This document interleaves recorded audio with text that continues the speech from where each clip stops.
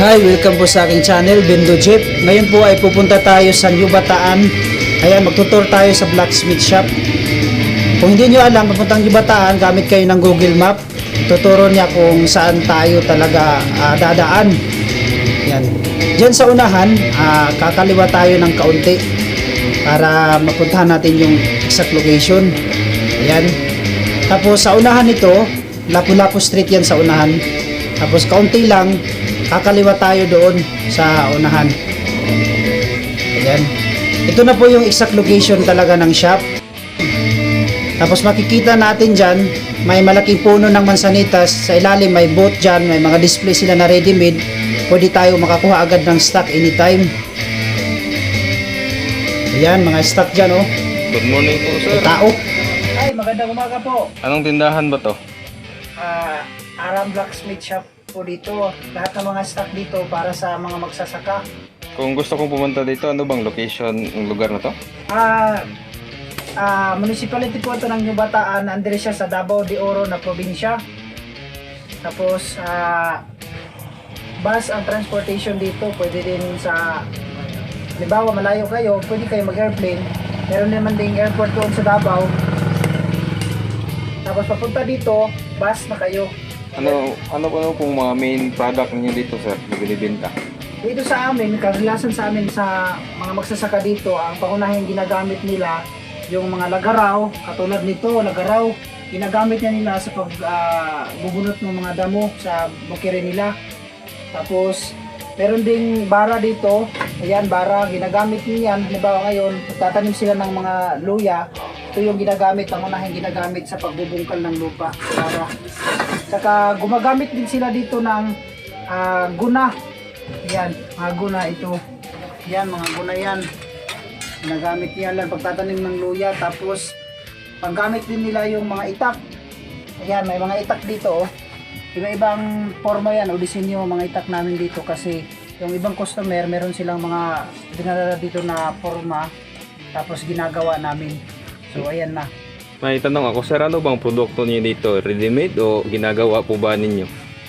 Yung iba dito, ready-made na to, pero kadalasan talaga dito sa amin, made to order yun. Halimbawa, mag-order siya ng ganitong itak o bolo. So, gagawin pa namin yan, hindi agad-agad yan makukuha kasi tatrabahoin pa namin ng mga ilang weeks. Ganyan, halimbawa kung kompleto, lagyan ito ng scabbard, tapos equality na siya. Mga ilang ding weeks ang aabutin bago matapos yung order nila. Tapos ito, sinishipping din namin to. Halimbawa, yun sa malalayo like Visayas and Luzon. Kasi sa Mindanao kami, sinishipping namin to kung mayroong mga order po. Halimbawa sa inyo dyan sa malalayo, mag-order kayo sa amin, through shipping po namin yan ipapadala. Pero hindi pa yan quality product kasi bago pa lang namin to na tapos i-forma yung bolo. Tatapusin pa namin yan yung good quality na talaga nito pagkatapos na mga siguro 3 araw. Nasubukan niyo na po ba, sir, mapadala sa ibang lugar? Oo, nakapagpadala na ako doon sa Tarlac, sa Quezon at saka doon sa Batangas. Kahapon lang nag-ship kami doon ng mga 3 itak o bolo yung siniping namin doon sa Batangas. Magkano po ang kanilang nabayaran sa shipping? Sa shipping po, yung 3 itak kasi sa pinapadala namin na shipping company is tinitimbang nila yung item.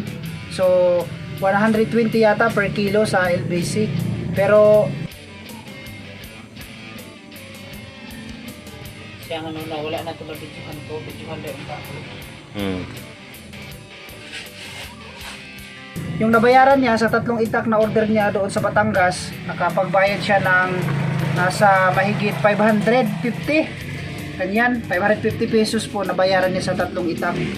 Sa shipping fee lang yan. Hindi pa kasali yung amount ng in order niya. Halimbawa yung 3 itak, nagkakahalaga yun ng nasa mga 5,000 yung 3 itak niya na in order. Quality products na yun. Meron po ba kayong permit dito, sir? Meron po kaming permit, nandito po. Nakatago kasi maraming itak na nakaharang. Ayan po, business permit. Ayan. Yun nga, makakalagay nga permit. permit yan, tapos business permit yan, business permit. Pero meron talaga kami dito permit, hindi pa na-idikit dyan kasi bago pa lang renew ngayong taon. Hindi pa namin nakukuha doon sa opisina. Ayan may mga itak din dito na mga ginawa namin. Ayan yung mga itak na walang scabbard, ayan, pwede na yan, pwede kayo mag-order niyan through shipping kung malayo. Iba-iba dito. Maliban sa pagtitinda sir, meron pa ba kayong ibang serbisyo? Meron Ginagawa? pa kaming serbisyo dito. Meron kaming sububaid. Halimbawa, yung mga kagamitan nyo, hindi na matalim, pwede nyo dalhin dito. Tapos, ayusin namin yan para maging matalim ulit. Gamit namin yan, subo. Tapos, repair. Halimbawa, yung mga iba na meron ng mga bitak-bitak sa kanilang mga gamit sa, halimbawa, sa itak, ayusin namin yan dito. Tapos pagkatapos niyan, okay na, gamitin ulit. Kung masasabi niyo sa mga gustong bumili at gustong dumalaw dito sa shop niyo? Masabi ko lang na welcome po kayo dito na bumisita sa tindahan namin. Kung accessible naman sa inyo yung lugar namin, pwede kayo makapunta dito directly para makita niyo yung mga disenyo dito namin ng mga ginagawa namin. Halimbawa, yung pinoproduce talaga namin dito, mga itak talaga, yung quality ng mga itak. Kaya lang wala kaming tapos na ngayon kasi siniping na namin kahapon lahat. Gagawa na naman kami ulit kasi marami kaming order, mga nasa 20 yata, 20 pieces na mga itak na quality na. Pero ito na yon, ito yung forma. Yan, quality pa yan. Tapos kung pupunta naman kayo rito, direct kayong kukuha, mas makakalis kayo. Kung malapit lang kayo, makalis kayo kasi pwede nyo makuha dito ang item na less amount o less, maka-discount kayo. Halimbawa, kung i-shipping kasi mas mahal kasi merong shipping fee. Kung kayo mismo directly dito, makukuha nyo po sa halagang abot kaya lang. Okay po, salamat po sir. Ayan, tawag sa English niyan. Wala naman pala. Parafernalia. Brazil man ito. Kundi sharpening stone pala. Sharpening stone. Kala ko Ayan. sharpening parafernalia. Sharpening stone. Bairan yan dito sa amin sa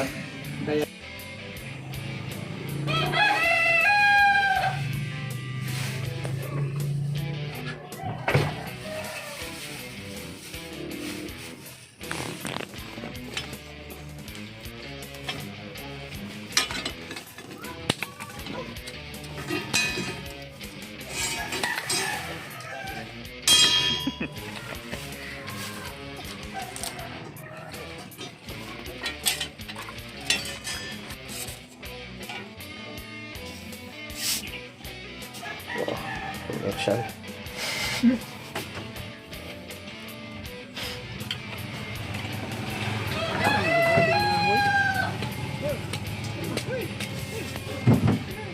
bahay.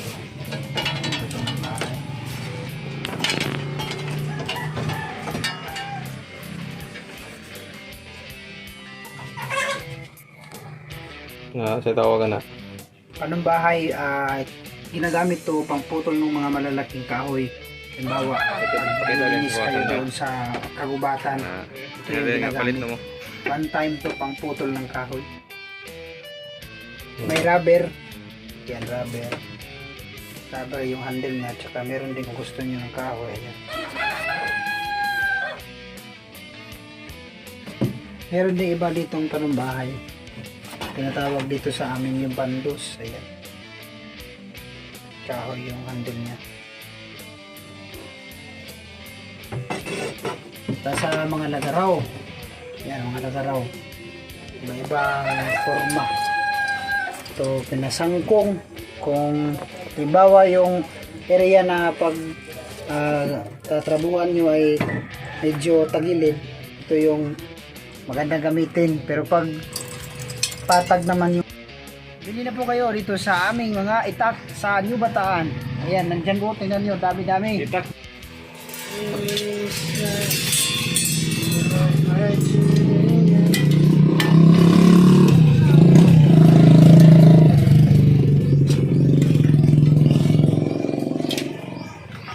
Mag-blacksmith ka? Mag-upload ang blacksmith? Kaya mo kami dahil mag-upload. Oo. Mag-upload ang blacksmith. Pero matudan nila ba?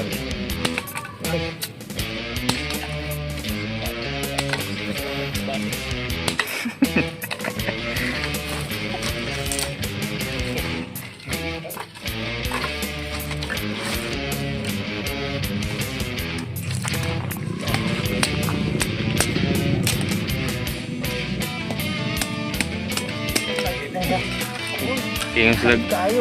grabe, dako, way kalaban na sugnod, dako kay sundang. Uy, ang kondo kahoy. Daog-daog. Jeff, katayin sa ako. Ah. Yara mo ba di mga ahoy?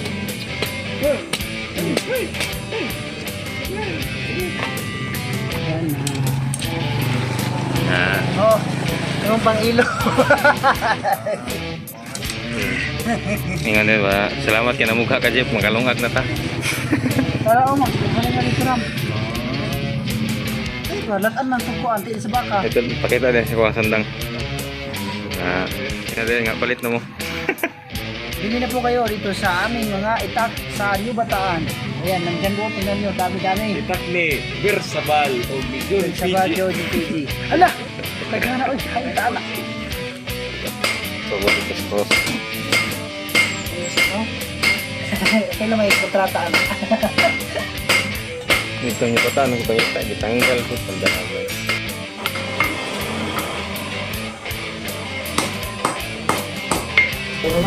Salamat po sa inyong panonood at huwag niyo pong kalimutang mag-subscribe sa aking channel Bendo Jeep para updated pa kayo sa mga susunod ko pang mga videos, mukbang, blacksmiths at saka Dami Iban pa. Sa inyo, sir.